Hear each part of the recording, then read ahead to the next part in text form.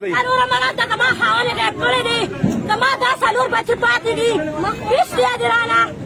نه د مړ پته لګي نه د جمدي لګي او اوس راله لیبر وویشتو دا تاسو د کوم ځای یې د کوم ځای یې مونږ د جلسې او دا توډي تاڼې والا وشتو ما توډي تاڼې او نن څلور امانت ده چې زما خاوند ماله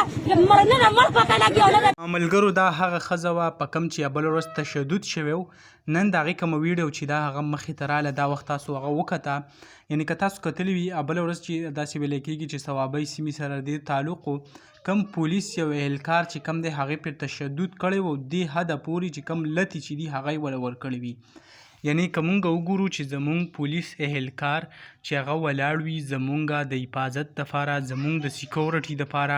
او هغه راپاسي په مونږ باندې تشدد کوي زمونږ سره هغه عمل کوي چې هغه د کولو نه وي دا خو لکه دا ویډیو ترې وشو نو داسې ښکاره شوه لکه مونږ وګورو په زرګاو داسې کیسونه هغه مخې ته راځي چې هغه د کیمرې مخامخ نه وي نو هلته هغه به په هغه خلکو څه تېرېږي او هغو سره څه کېږي یعنې کوم غریب خلک چې کوم دی په هغو باندې د حکومت د سایډ نه کوم تشدد چې دی هغه باقاعده روان دي که دا اوس لږ مالداره څوک وي نو دونه